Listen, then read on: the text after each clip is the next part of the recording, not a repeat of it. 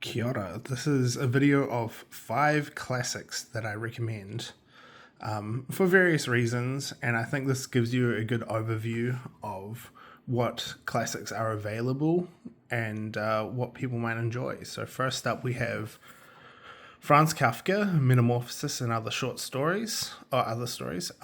So, basically, Metamorphosis is Franz Kafka's kind of like crowning achievement. I mean, his novels that he wrote, such as The Trial and The Castle, remained unfinished and unpublished in his lifetime, whereas this collection of stories is what he published in his lifetime. There are other things, but this is the main body of published work in Franz Kafka's lifetime, and Metamorphosis is sort of the centerpiece of these various collections of short stories. And Metamorphosis really captures the absurdity of the modern condition. So it captures what just being unable to get up is like. It captures sort of depression and mental illness, but also bureaucracy and the absurdity of family. And it captures all of these themes and in a sort of quite comic way almost. I mean, some people find Franz Kafka quite funny, and apparently when he was alive, when he would read his stories out loud, people would be laughing, and he would often have to stop reading because he would be finding it funny. So Franz Kafka, contrary to popular belief, is not just a sort of Kafkaesque, depressing, bureaucratic nightmare. His stories do contain that very specific brand of horror, but his stories also contain a lot of humor and a lot of humanity, and he's got a very unique way of navigating language. Yeah, it's definitely a classic, and it's the first one that I recommend. So, Metamorphosis by Franz Kafka. And then next, I have a book that I haven't finished yet, but it's definitely going to be a classic in my mind, is Kokoro by Natsume Soseki. So basically this book is about a Japanese student. So he's studying at university, and he meets an older man who he refers to as Sensei, who they become quite close, and it's sort of a profound meditation on the passage of time and the Sensei has sort of like a troubled past that the student, who I believe is not named, slowly uncovers through his various interactions with Sensei until Sensei dies and he receives a long letter written by Sensei. It's very like short. The chapters, sometimes not a lot happens, but there is something profound in the subtle way it depicts human interactions and nature and stuff. This is considered one of the classics of Japanese, and it is very, very profound, very moving, but very quiet, and it has a lot of what we consider like traditional Japanese beauty associated with it.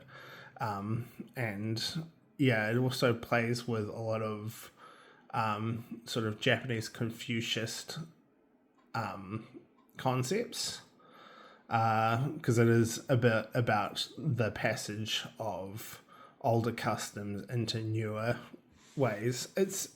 Anyway, it's quite profound, and I plan on finishing this somewhat soon, but the one thing I will say is the chapters in this are very short, like 2 to 3 pages. So you can sit down and get like a good bite of book without really a major commitment to like a full chapter of another book. Then I have Perfume, The Story of a Murderer by Patrick Suskind. This is it's a German book, and it's set in France about someone who has the best sense of smell, just the best sense of smell, and he's sort of freakish and alienated because of his sense of smell. And it's basically it's how do I describe Perfume?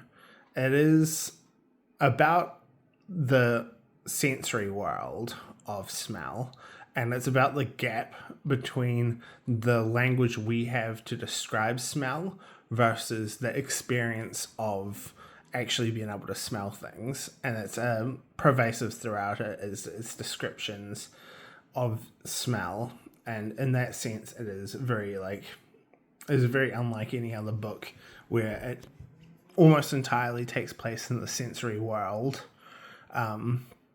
And we see just some really depraved stuff. So this novel takes a very dark turn, but it's kind of got that like sort of European high art sort of feel to a lot of the scenes, except it's depicting like bad things just in a very beautiful light. And it's very like about the contrast, and everything's like sort of the setup of things is very in a very elevated style. Although the prose is not particularly elevated, it's the more like the scenes that's painting in your head are like some kind of Western like masterpiece of like visual art, how it describes things. It's a very good story, and I think it is well worth. It's very different from the other ones I'm recommending. When I first read Perfume, I didn't even realize it was a classic. I just assumed it was just like some novel that one of my friends had borrowed off their sister or something. And then I came to realize, oh, this is a classic novel after I finished it. And then I found it in the bookstore, and it was in the classic section. So yeah, it reads quite contemporary, but it is like a very timeless story. And then we have Ulysses. So this specifically is the restored text, but any copy of Ulysses will do, like the Penguin version or anything. This is just the one that I'm showing for the video. And I feel like Ulysses is very, very challenging and compared to the other books on this list. But it is one of the books that when it has the most to give to the reader. And again, James Joyce was very comic in his writing and sort of doesn't take things seriously. Like, he writes on about a lot of serious themes and like about anti-Semitism and just general like slighting of people, but at the same time he does it in like a very sort of aloof way.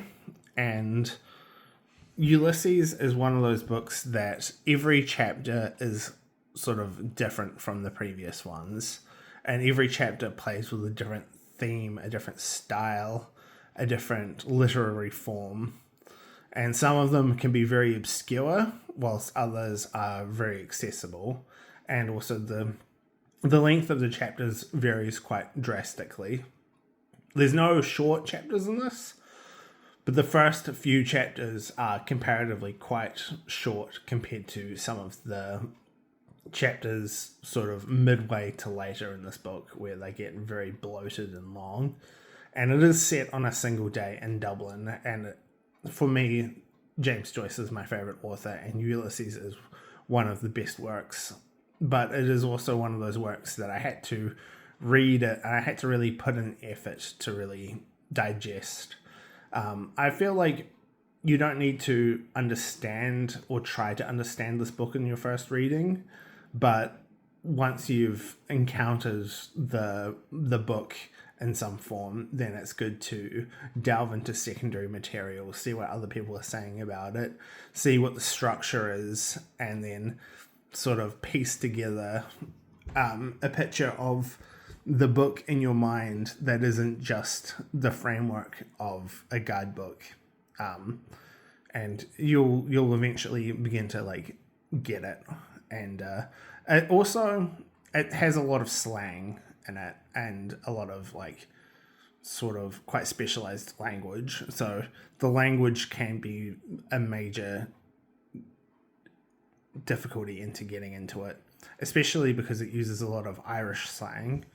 So a lot of words you might not be familiar with, especially if you don't live in Ireland or Dublin or somewhere that still carries a lot of those slang words. But a lot of them you can sort of figure out from context, and then the ones you can't might not be entirely essential to the text.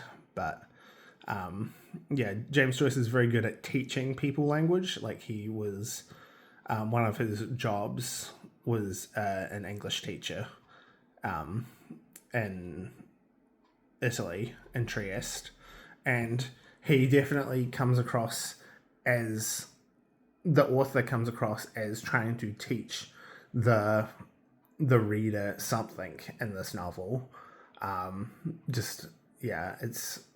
It varies in tone and style, but it is always very funny, very linguistically inventive, and very referential, particularly to the Odyssey. But it is also, the structure of Ulysses and the title comes from the Odyssey, Ulysses being the Latin name for Odysseus. But anyway, it's a good one. And then lastly, I recommend Inferno by Dante. So Inferno is probably the classic of Italian, and Dante is basically Italy's Shakespeare. He's taught the same way that Shakespeare's taught in English-speaking countries, and he's held up in the same sort of literary regard. The only difficulty of really recommending Dante is he's very steeped in medieval Christian thinking, medieval Catholic thinking, and for some people that could be a big turn-off, but I feel like he has a very moralistic message that he's trying to send, and he also plays with the logic of Italian and the rhyming structure, and creates like I don't know, it's very hard to describe, but he rather than Shakespeare, who invented a lot of words, Dante is very plain in his language and doesn't create that many neologisms compared to Shakespeare. But what Dante does is he creates like sort of like a logic that flows throughout the scene, where he pays very specific attention to where the feet are on the person. Where is Dante situated in the scene? Exactly what is above him, what is below him, what is happening to his left, what is happening to his right. It's very like directionally orientated and very like very astute in the exact positioning of Dante, and it has like a very clear logic that runs throughout the whole work. Inferno is the first part of commedia, which translates to comedy, often has the divine part added in front, so we often call it the Divine Comedy, but it was not, that was added later after Dante's life. But it carries, and it's very different from other medieval works where Inferno goes from sort of very serious register to like a very comedic register, but not like a slapstick comedy, not how we would envision comedy, and not even how the ancients would envision comedy, but more the fact that things can get quite absurd in the sense that it's worth reading Robin Kirkpatrick's introduction and commentary on Inferno, because it's really hard to like articulate, but Kirkpatrick does an excellent job of articulating what Dante exactly is doing linguistically, also the themes that he's playing with, the recurring motifs. It really illuminates the text in a way that is sort of hard to describe using plain language. And it's a very, very good text.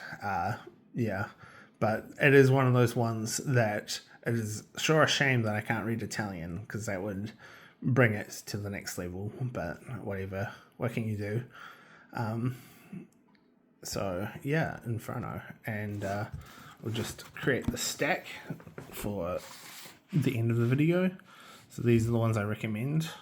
You notice they're mostly Penguin books, but that's because Penguin mostly are the ones publishing these types of classics. But yeah, so we have Metamorphosis by Franz Kafka, Kokoro by Natsume Sokiseki, Perfume by Patrick Suskind, and Ulysses by James Joyce, and Inferno by Dante. So yeah, that's kind of the video, and I hope you enjoy it, and I'll see you in the next one. Cheers.